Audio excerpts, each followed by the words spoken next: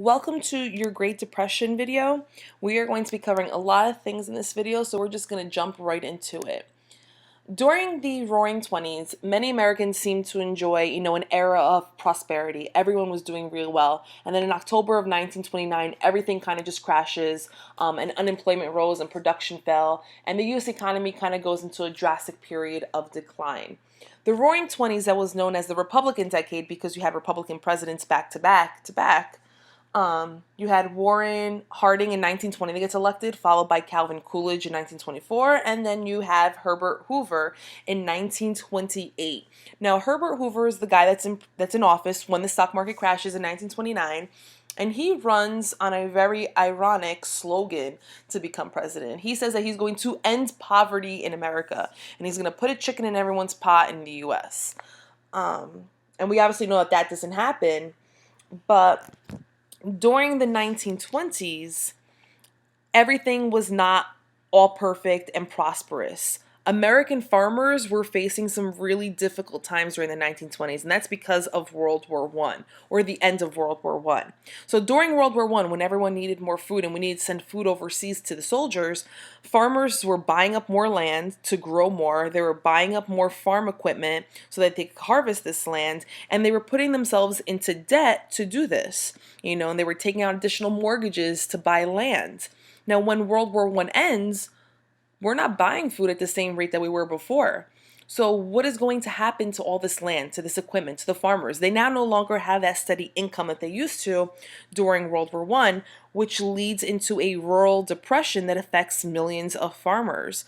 The farmers did not share in the boom times or in the prosperous times of the 1920s. They didn't have cash to buy the new consumer goods that everyone else did, and they were basically living on credit from month to month, almost on the brink of financial ruin. Any downward spiral that was going to happen in the economy was likely to hit the farmers first, and that's exactly what happened. It's the laws of supply and demand.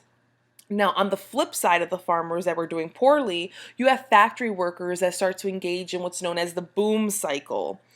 The industrial workers, the factory workers, are part of a more successful story there in the 1920s because their wages rose in the 1920s, and as they're making more money, they're now also spending more money as well on radios, going out, movies, things like that. They were not wealthy, but they were definitely in a far better position than the farmers, and they were actually in a better position than what their parents had been. So things were looking up. The problem was that even though these factory workers were making a little bit more money, the rich keep on getting richer. In 1929, the wealthiest 1% of American population, the top 1%, the wealthiest 1% earned the same amount of money as the bottom 42%. This uneven distribution of the nation's wealth causes economic issues. The wealthier households, that 1%, were not buying 50 times more food. They weren't going out 50 times, more often. They weren't buying 50 times more radios or cars or ovens. The rich spent more money, yes, because they obviously had more money to spend, but the problem was that the wealthiest did not buy enough to keep the economy going. And the overproduction of the farmer, for example, or the overproduction in these factories is really what leads to economic instability. Too many Americans didn't actually have enough money to buy what they needed or what they wanted. Now, from this time, in the 1920s, you also have the expansion of consumer debt. And you can see on that chart how it goes up in billions of dollars. This is for the first time really that you have Americans that are buying things like cars, appliances, radios on credit, meaning they put down a little bit in the beginning and then they pay the rest of it over a period of time, months or years. By the end of the 1920s, 80% of radios and 60% of cars were purchased on debt. And Americans were even buying stock in the stock market on credit as well. Every year, Americans accumulated more and more debt, which obviously does not help them, and actually makes things a little bit worse when the Great Depression actually hits. This is something that's brand new for Americans. They had always purchased things in cash. You're not going to buy a car until you actually have the money to put down to pay off for the whole car. So this idea or this easy credit definitely changes spending behaviors in the 1920s, which is partially what leads into the stock market crash. Now, in 1929, it became clear that too much money was being poured into stock speculation. Investors were kind of gambling with money that they probably didn't have because people were buying stocks on credit in order to have stock increases in order to have the stock increase to turn quick profits, and eventually everything kind of catches up to them. Beginning in September, the market kind of starts to sputter a little bit, kind of starts to fail a little bit. And that continues on into October. In October, the market kind of goes on a free fall. The Dow Jones starts to drop 21 points in an hour on October 23rd. And many investors start to really lose confidence in the market, and they start to realize that the prosperous 1920s, are basically over. And the confidence in the market is the one thing that kind of kept the market going for so long. On October 24th, the day after that, October 24th came to be known as Black Thursday.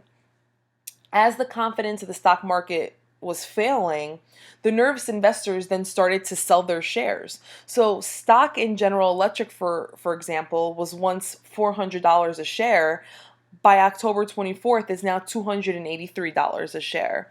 And across the United States, investors were pulling their money out of the stock market, which is what leads us to Black Tuesday. And Black Tuesday is October 29, 1929, where the bottom of the stock market basically falls out.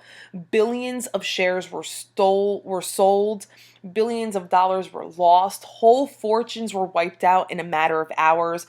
President Hoover tried to calm down Americans, insisting that this was kind of, the way that the market works. And that the country is all safe and sound, and people were just not buying it.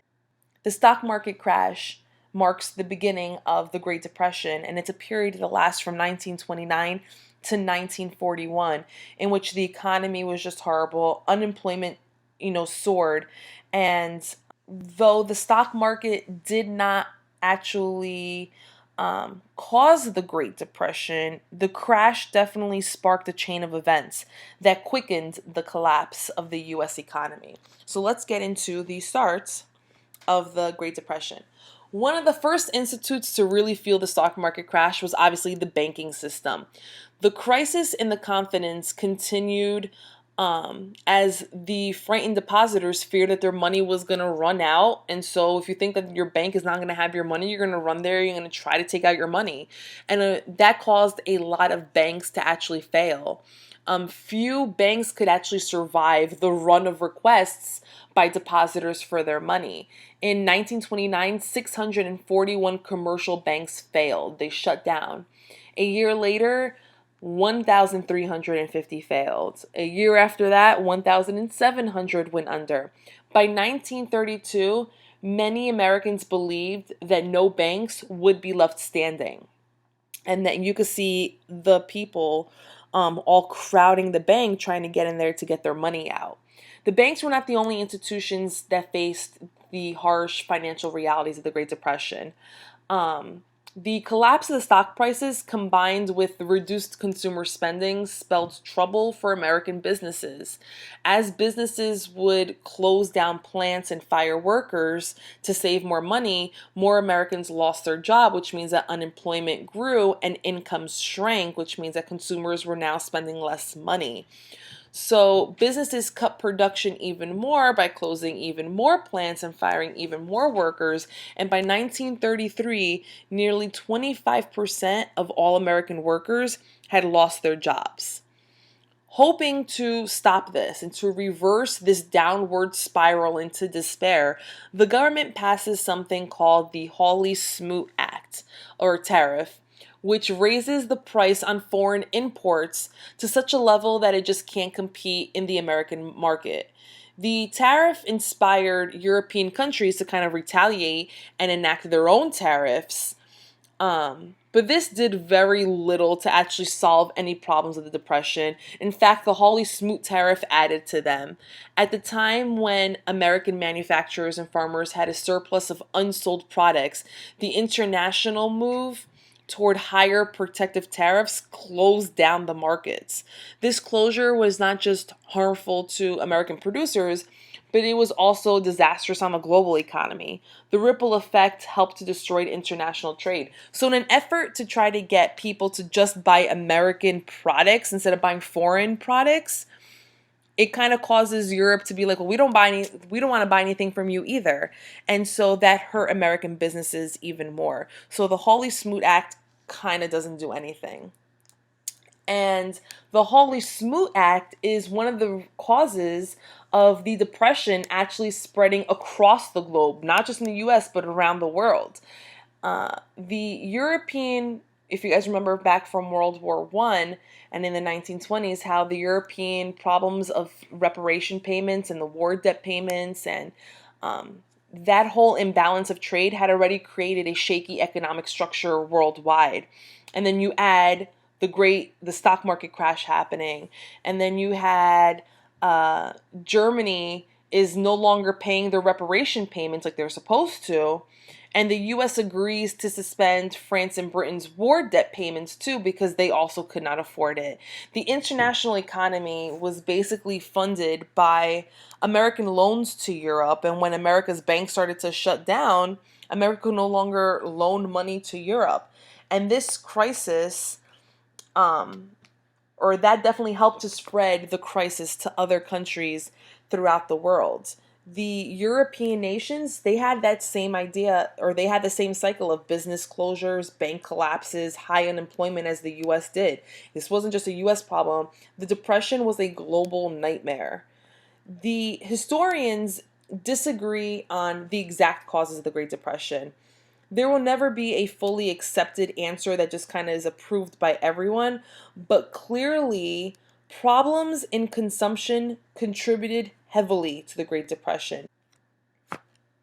Historians and economists disagree on the exact causes of the Great Depression. There will never really be a fully accepted answer, but clearly the problems in consumption contributed heavily to it. And when you have Europe and America that has an uneven distribution of wealth and an over speculation that was happening in the stock market, that created a really dangerous economic condition. And when you combine this with poor decisions by Congress and President Hoover, you have the Great Depression as a result. So the Great Depression starts, and we now descend into poverty. By 1933, unemployment was almost at 25%. And despite this high rate, millions of workers actually were able to keep their jobs. Most of them had their wages or hours cut, but they still maintained their jobs. Many workers brought home checks that were sometimes 10, 20, 30% less than what they were bringing home in the 1920s. But at the end of the day, it was still a job. The human drama of unemployment unfolded over and over again in every city across the nation and really across the world. The man would see his hours getting cut, and then eventually he may be laid off. And while he was looking for another job, kind of going from factory to factory, no one was ever really hiring him. The wife would kind of then try to chip in and help try to find work. Maybe she would try to wash or iron people's clothes, or maybe even a maid, but those jobs were also hard to find. And then at home, you would have kids that ate smaller meals, and water would then replace milk, and meat would disappear from the table, and sometimes parents and children would go to the public soup kitchens to try to get free meals. But even then, the soup kitchens would run out of food, and sometimes a family would not be able to eat. Often, the only place that a family could get a free scrap of food would be in the bread line, where people lined up for handouts from either charities or public agencies. As Americans now lost their jobs and they were running through their savings, they tried to do whatever they could to keep from going hungry. They would sell furniture, jewelry, move into a cheaper house, whatever they could possibly do. But eventually they would run out of money. And when they would run out of money, they would now be evicted from their homes and they would end up on the streets.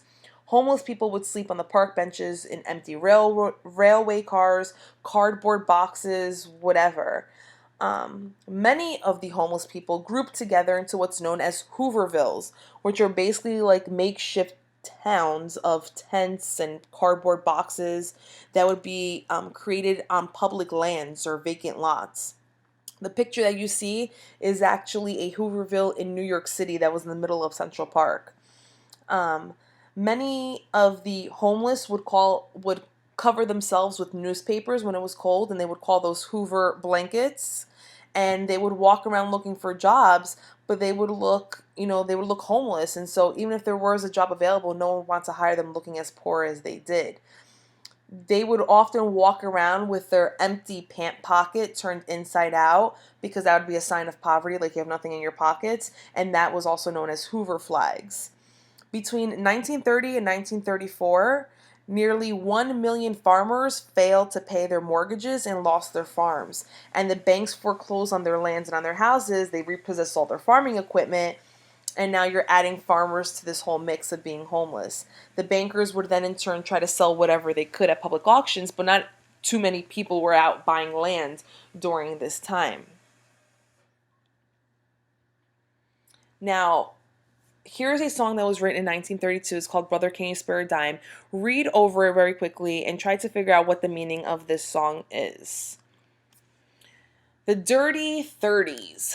Farmers who survived the tumble in prices still were not safe because the 1930s also brings a huge drought to the Great Plains, and that just kind of adds to their problems. Like they didn't have enough things to worry about. So the water was a constant problem in the region. And the new farming methods that they had used to try to grow an enormous amount of food in a short period of time made the drought conditions then even worse.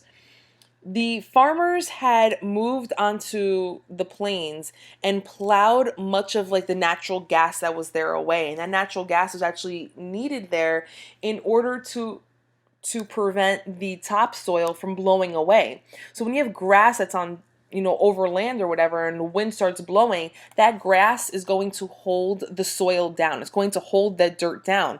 Once you plow the land and you farm the land, and now you no longer have grass there, but instead you have dirt, if it gets really windy, nothing is going to hold down that soil. It's just going to blow. And by the 1930s, that grassy safety net that was once there was no longer there, and you have what's known as the Dust Bowl. In 1932, or by 1932, the combination of drought, loose topsoil, high winds resulted in a disaster known as the Dust Bowl. Now, these giant clouds of dust and dirt could rise from the ground to a height of 8,000 feet. And they can move as fast as 100 miles per hour, blocking out the sun and turning the day into darkness, basically. Most of the dust storms started in the Great Plains, in the southern Great Plains, especially in places like Texas, Oklahoma, Kansas, New Mexico, Colorado.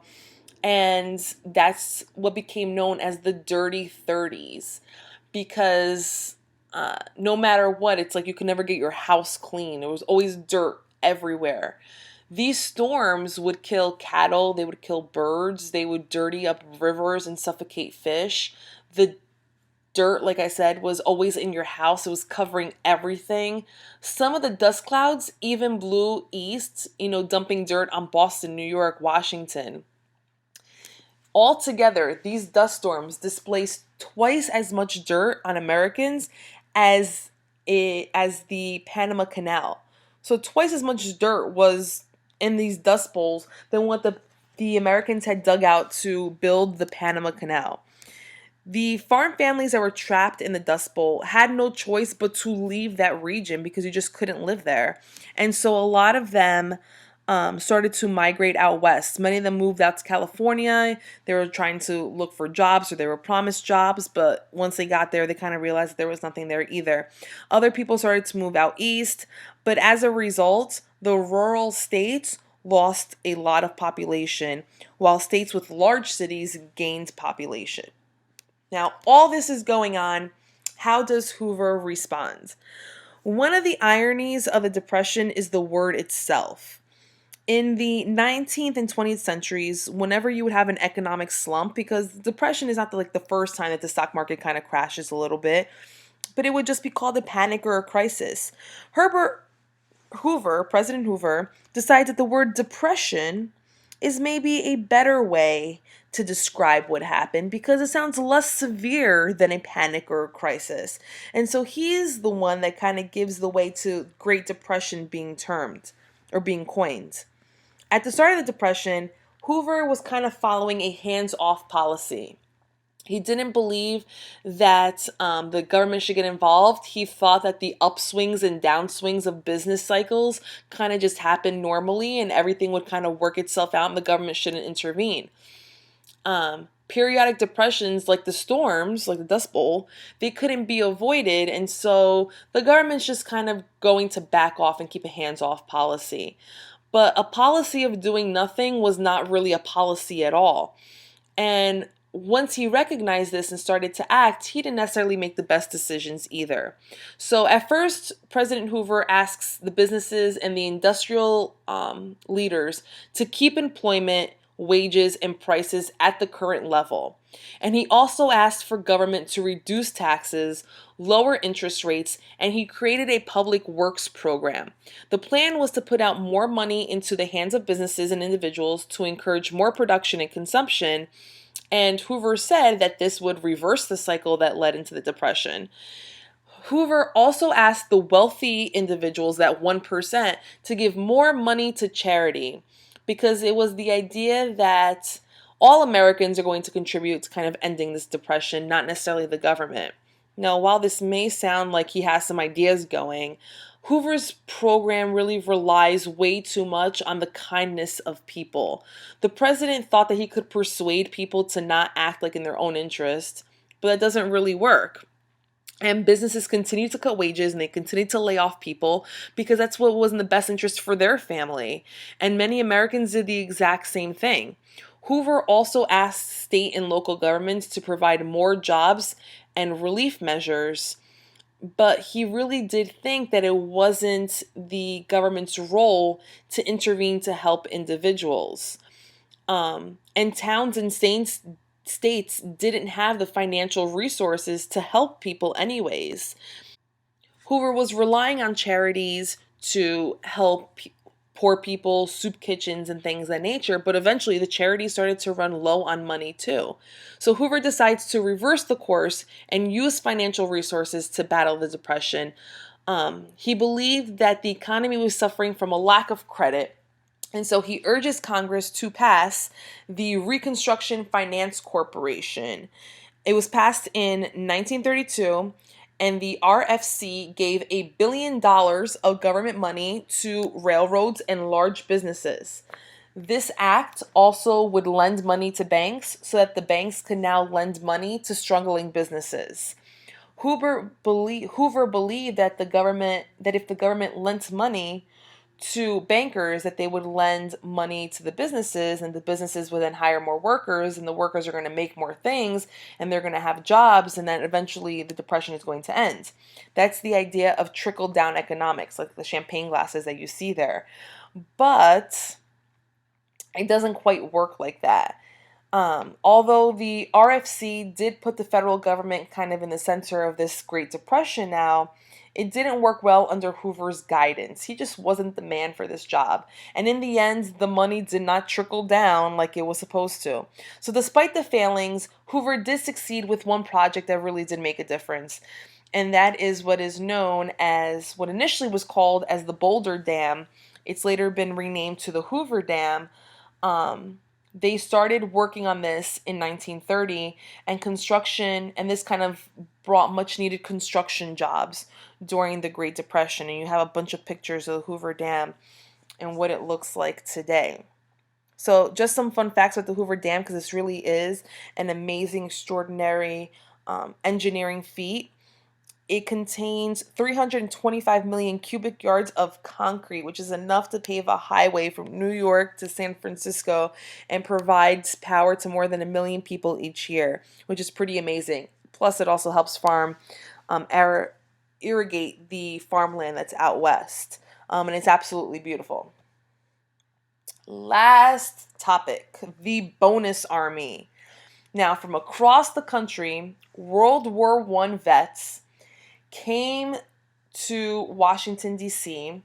to seek the bonus that Congress had promised to give them for fighting in World War I.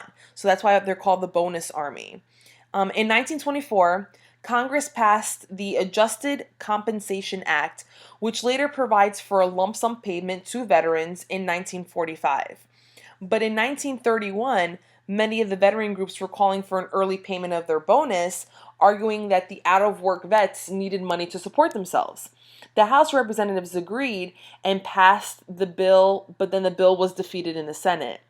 In protest, the veteran groups marched on Washington, and in the summer of 1932, you had almost 20,000 World War I vets arriving in Washington, D.C., setting up camp. They were occupying empty government buildings, and a riot broke out in July when police tried to evict the marchers from kind of their makeshift settlements. Now, Hoover sympathized with the marchers, and he called for General Douglas MacArthur and the federal troops, including future World War II generals Dwight Eisenhower and George Patton, to clear out the bonus army. And what you have is more than 1,000 marchers were tear gassed and many of them injured, some of them really bad. Hoover had ordered to not use force against the veterans, but nevertheless, that force was used. American troops were marching, trying to get rid of them with fixed bayonets. And any chance that Hoover had for winning re-election was basically over in 1932. With unemployment nearing 25%, people were hungry, homeless, unemployed. Hoover's policies had completely failed. The World War I vets never got the bonuses that they were promised. Americans were ready for a change. But you guys will learn about that change in your next video. Make sure you guys are able to answer these 12 questions, and otherwise, I will see you guys later.